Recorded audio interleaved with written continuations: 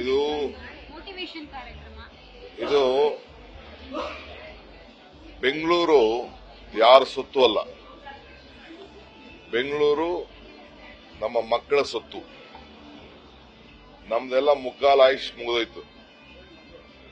ಈ ಮಕ್ಕಳು ಎಲ್ಲ 15 ವರ್ಷ, 16 ವರ್ಷ, 14 ವರ್ಷ ಮಕ್ಕಳು. ಅವ್ರಿಗಿನ್ನ 70-80 ವರ್ಷ ಅವ್ರಿಗೆ ಅವಕಾಶ ಇದೆ. ಅವ್ರಿಗೆ ಬೆಂಗಳೂರು ಯಾವ ರೀತಿ ಇರಬೇಕು ಅನ್ನೋದು ನಮ್ಮ ಚಿಂತನೆ. ಬೆಂಗಳೂರು ಬರೀ ಕ್ಯಾಪಿಟಲ್ ಸಿಟಿ ಅಲ್ಲ, ಬೆಂಗಳೂರಿಗೆ ಇಲ್ಲ ಸಿಲಿಕಾನ್ ಸಿಟಿ ಅಲ್ಲ, ಇಲ್ಲ ಹೆಲ್ತ್ ಸಿಟಿನೂ ಅಲ್ಲ. Bengaluru is a city of hope. Bengaluru is a city of idea. ಅದಕ್ಕೋಸ್ಕರನೇ ಇವತ್ತು ಬೆಂಗಳೂರಿಗೆ ಇಷ್ಟು ದೊಡ್ಡ ಶಕ್ತಿ ಇವತ್ತು ಇಡೀ ದೇಶದಲ್ಲಿ ಬಂದಿದೆ. ಇದನ್ನ ಉಳಿಸ್ಕೊಂಡು ಹೋಗ್ಬೇಕು, ಬೆಳೆಸ್ಕೊಂಡು ಹೋಗ್ಬೇಕು ಅಂತ ಈ ಕಾರ್ಯಕ್ರಮನ, ಇದೇ ರೀತಿ ಕಾರ್ಯಕ್ರಮನ ಬೆಂಗಳೂರು ರಾಜ್ಯದ ಎಲ್ಲ ಸಿಟಿಗಳಲ್ಲೂ ಕೂಡ ಇನ್ನು ಮುಂದಕ್ಕೆ ಎನ್ಕರೇಜ್ ಮಾಡ್ತೀವಿ. ಇದು ನಮ್ಮ ಮನೆ ಮಾತ್ರ ನಾವು ಕಾಪಾಡೋದಲ್ಲ, ನಮ್ಮ ರಸ್ತೆನೂ ಕಾಪಾಡಬೇಕು, ನಮ್ಮ ಚರಂಡಿನೂ ಕಾಪಾಡಬೇಕು, ನಮ್ಮ ಪರಿಸರನೂ ಕಾಪಾಡಬೇಕು, ನಮ್ಮ ಪಾರ್ಕ್ ಕಾಪಾಡಬೇಕು, ನಮ್ಮ ಮರಗಳನ್ನು ಕಾಪಾಡಬೇಕು. ಇದು ನಾಗರಿಕರೇ ಇದನ್ನ ಜವಾಬ್ದಾರಿ ತೆಗೆದುಕೊಳ್ಬೇಕು. ಆ ನಾಗರಿಕರ ಜವಾಬ್ದಾರಿ ತೆಗೆದುಕೊಂಡವರೆಲ್ಲ ನಾಗರಿಕತೆಯಲ್ಲಿ ನಾಯಕರಾಗಬೇಕು. ಅವರು they should become leaders, they should become active citizens. So ಅದಕ್ಕೆ ಇವತ್ತು ನಮ್ಮ ಶಾಲಾ ಮಕ್ಕಳುಗಳು, ಸಂಸ್ಥೆಯವರು ಇದನ್ನ ಜವಾಬ್ದಾರಿನ ತೆಗೆದುಕೊಂಡಿದ್ದಾರೆ. ಐಶ್ವರ್ಯ ಲೀಡ್ ತೆಗೆದುಕೊಂಡಿದ್ದಾರೆ. ನಾವೇನು ಸರ್ಕಾರದಿಂದ ₹1 ಏನು ದುಡ್ಡು ಕೊಟ್ಟಿಲ್ಲ, ನಾವೇನು ಸಹಕಾರ ಕೊಟ್ಟಿಲ್ಲ. ಬಟ್ ಅವರೇ ವಾಲಂಟಿಯರ್ ಆಗಿ ಇದೊಂದು ಮೂವ್ಮೆಂಟ್ ಶುರು ಆಗಲಿ ಅನ್ನೋ ದೃಷ್ಟಿಯಿಂದ ಈ ಒಂದು ಪ್ರಯತ್ನ ಐಶ್ವರ್ಯ ಹೆಗಡೆ ಮಾಡಿದ್ದಾರೆ.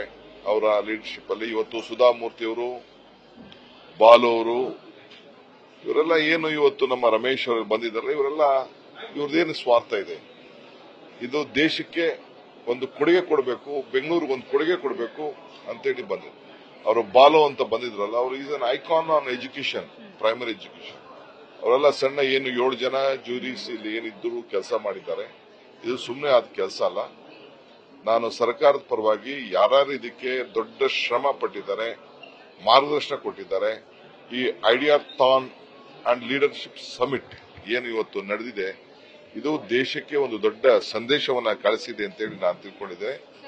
ನಾನು ಡೆಪ್ಟಿ ಸಿಎಂ ಆಗಿ ಇಲ್ಲಿ ಬಂದಿಲ್ಲ, ನಾನೊಬ್ಬ ನಾಗರಿಕನಾಗಿ, ಬೆಂಗಳೂರಿನ ನಾಗರಿಕನಾಗಿ ಬೆಂಗಳೂರಲ್ಲಿ ಒಂದು ಹೊಸ ಬದಲಾವಣೆಯನ್ನು ಮೂಡಿಸಬೇಕು ಅಂತೇಳಿ ಬಂದಿದ್ದೇನೆ. ಬೆಂಗಳೂರು ಪ್ಲಾನ್ ಸಿಟಿ ಅನ್ನೋದು ಕೂಡ ಗೊತ್ತಿದೆ ನಮಗೆ. ಸೊ ನಾವೆಲ್ಲ ಸೇರಿ ಏನಾದ್ರು ಒಂದು ಮಾಡಬೇಕು ಅನ್ನೋ ದೃಷ್ಟಿಯಿಂದ ನಾವೆಲ್ಲ ಸೇರಿ ಈ ಪ್ರಯತ್ನ ಮಾಡ್ತೀವಿ. ಸರ್, ಈಗ ನೀವು ಕೂಡ ಬ್ರ್ಯಾಂಡ್ ಬೆಂಗಳೂರನ್ನ ಸರ್ಕಾರ ಬಂದ ಕೂಡಲೇ ಆ ರೀತಿಯಾದಂತಹ ಕಾರ್ಯಕ್ರಮಗಳನ್ನ ಶುರು ಮಾಡಿದ್ರಿ.